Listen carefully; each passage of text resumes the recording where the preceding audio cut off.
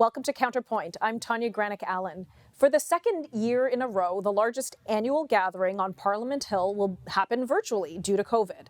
And just what is that gathering, you might be asking? Well, it's the annual March for Life, where over 20,000 pro-life Canadians peacefully gather to commemorate the decriminalization of abortion in Canada under the Trudeau senior government in 1969.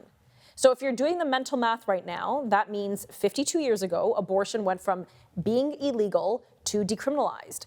But to clear up a misconception, there is no right to abortion in Canada. That simply doesn't exist. In fact, Canada is one of very few countries in the world which has no law whatsoever on abortion. And all these years later, both pro-abortion and pro-life advocates haven't abandoned the cause.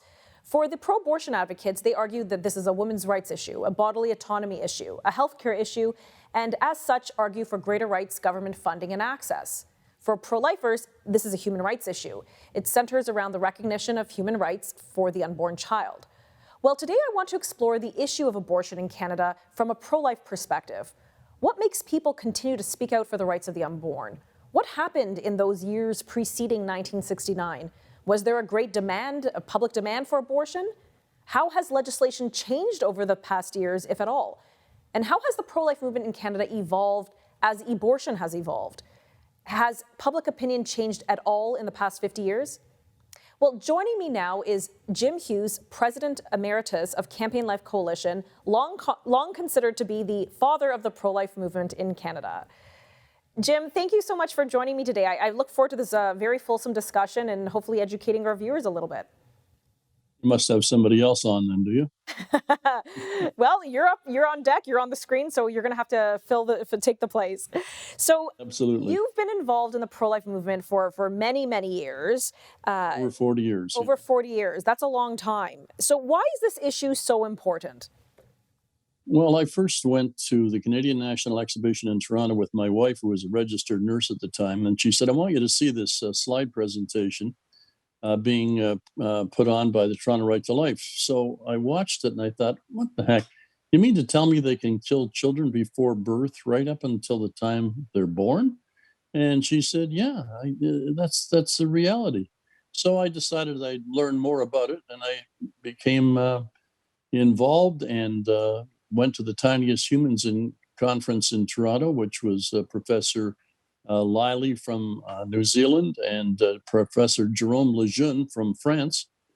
And I learned one heck of a lot. And I thought, well, this is not right that they would take the lives of these children before birth. And what about their mothers? I mean, is this possible that they're just running roughshod over women? And it turned out that that's exactly what they were doing. In 1969, when the law was changed, prior to that, there were perhaps 200 abortions in all of Canada. Okay, so those would have been illegal abortions because it wasn't legalized till 1969. Correct, yes. And so it turned out that what was happening was a real movement among the elites that they should recognize abortion as a woman's right, which was nonsense.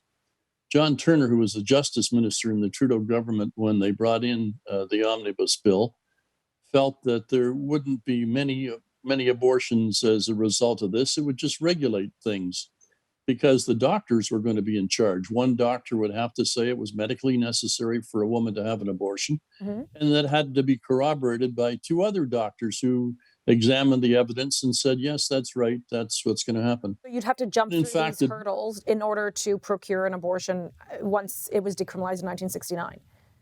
Absolutely. And so it turned out that I was at a funeral reception one day, many years later, and I overheard him talking to a few people, and he said, we didn't believe for a moment that the doctors would all turn like that and rubber stamp every single request for abortion.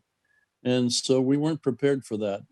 So I was prepared to cut him a little slack. And then on the 25th anniversary of the omnibus bill, he was being interviewed, and he said he was proud of what he had done.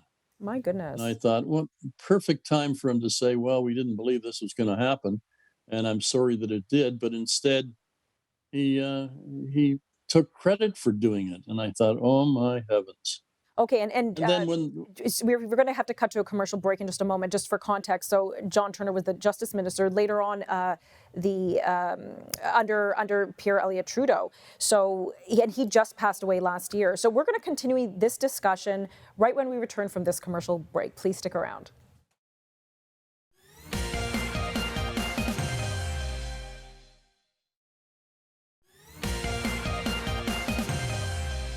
Welcome back. Once again, we're discussing abortion in Canada from a pro-life perspective, since it's the March for Life annual gathering that usually happens on Parliament Hill in May, and it's not going to happen this year because of COVID. So joining me is Jim Hughes. Once again, thank you for joining me. Again, I want to ask, so was there really a groundswell among grassroots Canadians, amongst the average citizen, to decriminalize abortion prior to 1969? Like, was there a movement? I remember hearing about a women's caravan. Was that a thing? it was, but to be honest with you, the majority of people weren't thinking about this at all. All the longtime Liberal Party supporters couldn't believe that Pierre Elliott Trudeau would bring in abortion on demand. What? And so, as a result of that, the whole problem of educating the people came to the forefront. And I can remember when we convinced the Dr. Senator Hydash to be the front man for a survey that we wanted to do. And so one of our supporters paid for the whole thing, and across the country, the survey went. And he was attacked afterwards because they said that instead of just having people respond to questions, you were coercing them into the proper response. Well, no, what you were doing was educating them on the issue, and then you questioned them. And as a result of that, a slight majority were in favor of life. And in my opinion, if that sort of thing would be carried on today, we wouldn't have abortion in Canada because people don't want to kill innocent human beings. Okay, so let's talk about that for a moment. So where is the public opinion on this issue? You're suggesting that it's now it's increasing more towards the pro-life perspective versus the... No, it's increasing more and more towards the pro-abortion position because the people are not being told the truth. If you don't tell the truth about what's going on, and you see today all sorts of people saying that we should protect the public from all the information that's out there. We're going to protect them so that we'll tell them what they can hear. Censorship. And so censorship. So you hear all of that sort of thing, and you say, "What in heaven's name?" And with the March for Life in Ottawa, the National March for Life will go ahead. So I don't know how many people will show up. Not a lot, I wouldn't expect. And like all the other events are going to go. It's going to go ahead in person. It's going to go ahead in person. There'll be a lot of people there, I believe, from Ottawa. Okay. And from Toronto, there'll be people, and a few others from around the local area from Ontario and Quebec. And I believe then that the march will be virtual, so everybody across the country will be able to watch it. Because normally, I mean, this is a big draw. I mean, I've been told by political staffers on the Hill that this is the largest gathering annually, and upwards of 20,000 people gather. Obviously, people are not, like, there are very few people who are going to be flying in. There are restrictions at the land border, even on Ontario. I can't imagine, it will be anywhere near that number. So, like you said, there will be a lot of people participating virtually. So let me ask you then, why is it important that people come from Victoria, BC, from St. John's, Newfoundland, every year, obviously not in the last two, but every year, to participate and to I guess, voice their concerns on Parliament Hill? Why is that important? Why is it so important? Well, they're drawn to Parliament Hill because they want the politicians to know that they're not prepared to accept the status quo. And they want protection for children before birth. They want protection for the elderly, etc., who are going to be victims of MAID, etc. And so they're not prepared to sit on their duffs and do nothing. They're prepared to do something. And as a result of that, the police in Ottawa say the National March for Life is the most peaceful demonstration held annually on Parliament Hill. The members of Parliament have said the same thing, and how important it is for the people to be there. And when Miss Nellie Gray, the late Nellie Gray, Washington lawyer, approached me 25 years ago and said, "Why don't you have a march in Canada?" I said, "Oh, Nellie, it's too much trouble.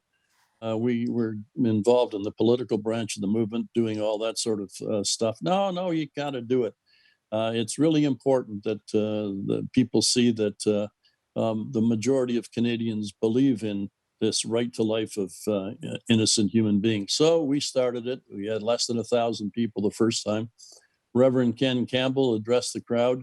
After that, Roman Catholic Archbishop of Ottawa, Archbishop Terry Prendergast, got behind it, and he started dragging out the bishops so that they were there too. And then politicians who weren't there in the beginning began coming out. So at one point, we had 25 members of parliament and senators there. We had Wow. 15 or 20 bishops, and members of all the other faith communities came out as well. We're joined by Jim Hughes, President Emeritus of Campaign Life Coalition, having a discussion on the history of not just abortion, but the pro-life movement really in Canada and its response to, I guess, the decriminalization in 1969. So, Jim, we've established that in 1969, under Prime Minister Trudeau Sr., not Junior, he's our Prime Minister now, abortion was decriminalized. And then there was this therapeutic committee of 3 doctors that, you know, if you wanted to have an abortion that you needed to, I guess, seek approval of. What happened? Because there was a time when I believe that was struck down, and then there was this kind of inter-legislative period. Could you fill in the gaps for me there? Sure. The Supreme Court decision on January 28, 1988, struck down the previous law, but they also said that Parliament had a right to come in with a new one if they so chose. And there was all kinds of debate back and forth and back and forth. And then various proposals were put forward.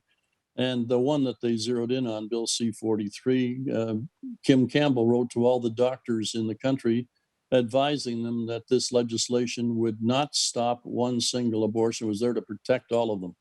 When Henry Morgentaler, the notorious abortionist, was questioned, he said this won't stop a single abortion in the country.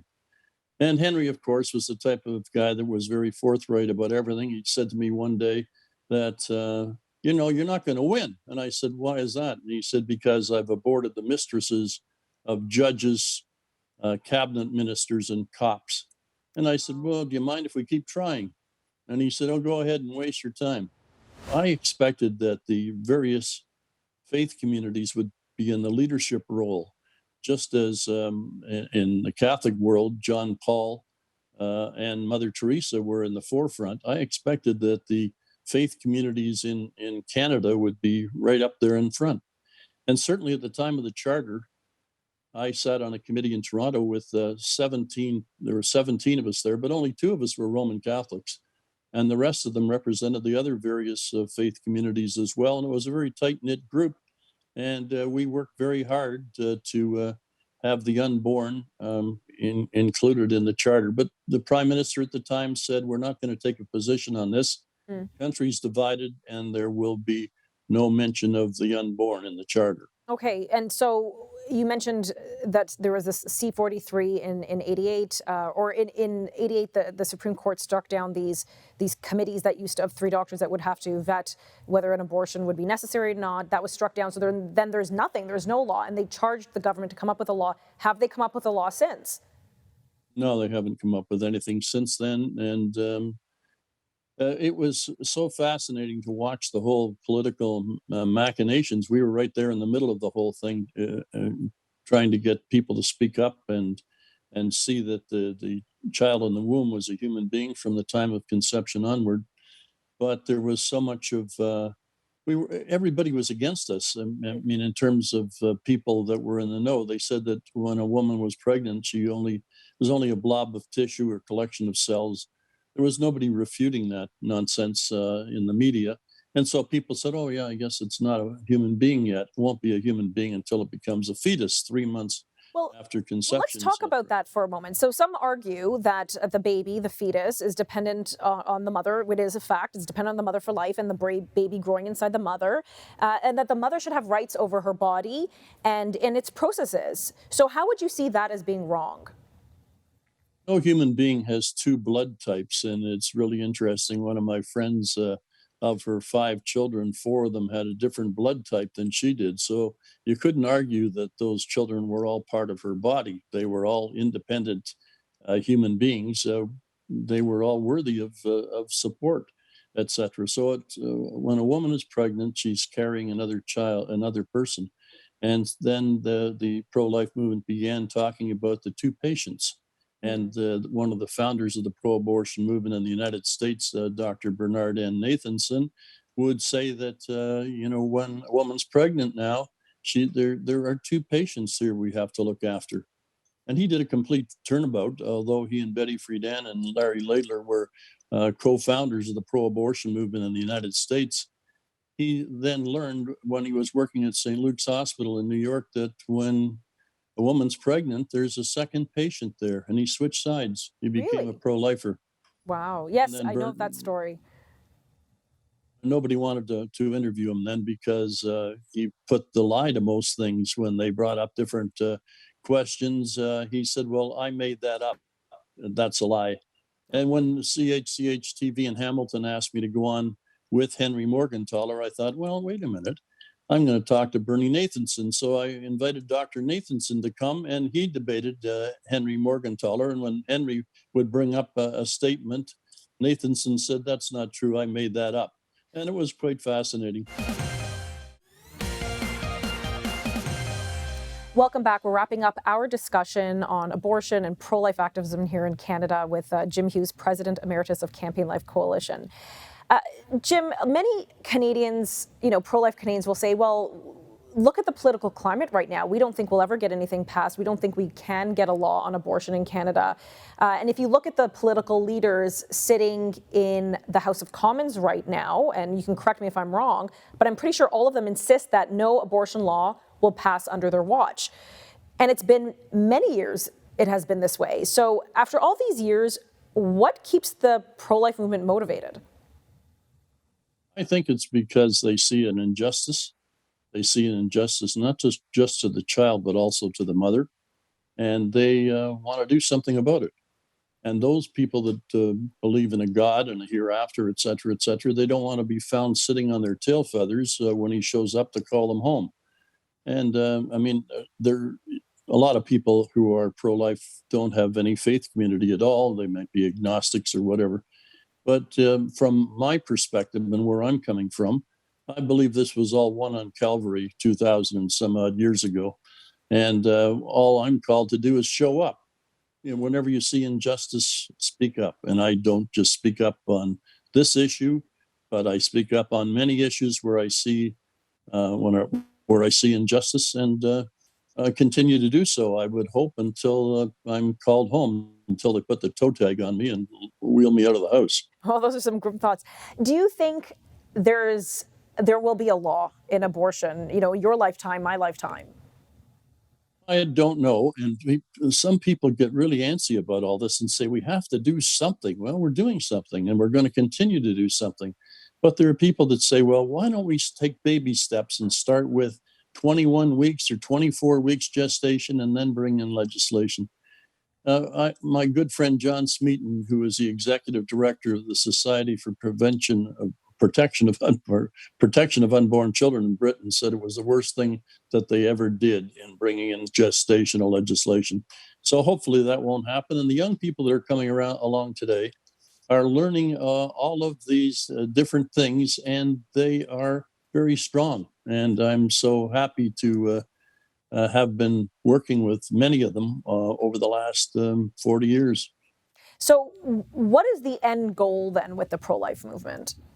The end goal is to stop the killing of children before birth, and it's to bring justice to everybody, to every single human being. It's to protect the elderly who, for the most part, are not being protected. They're just out there. Nobody cares about them.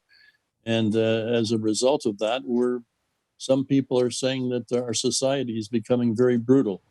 We're going to continue to do the very best we can. We're going to continue to inspire the faith communities. As I said, we expected the faith communities to be out front, and they haven't been. And we're continuing to inspire them to get out front and talk about these issues. So do you think you will win the battle? It's not up to me to win the battle. The battle was won. It's up to me to do something about it. And that's what I'm attempting to do. And that's why the National March for Life is so important to all of us. And that's why, after almost 25 years, the words of Nellie Gray, don't be a wuss, go out and get this job done. And we've attempted to do it. Okay, so if folks want to, we know we have half a minute left. Some people might be interested in participating, probably virtually, maybe in person. I don't know, for the March for Life. Where can they find more information in the 30 seconds we have left? Could you give us some details? Go to Campaign Life Coalition and find out about all the different issues that are going on. We've got pro-life films being shown on a daily basis across the country, and we've got all sorts of wonderful things happening. There's a youth conference that's coming up on the 14th of May, the day after the march, and you won't want to miss any of it. It'll be just terrific. Okay, Jim, thank you so much for your words, your wisdom, and for informing all of us here today. My pleasure. Well, that was quite the informative history lesson we just received, and it's interesting to hear that pro-life perspective, because not always do we see that in the media. And clearly this issue is not going away. There are very strong opinions on either side of the aisle. And what better way to come to a decision than actually hearing both sides and both opinions on this issue? We'll see what happens in terms of law going forward in Canada. For Counterpoint, I'm Tanya Granick-Allen.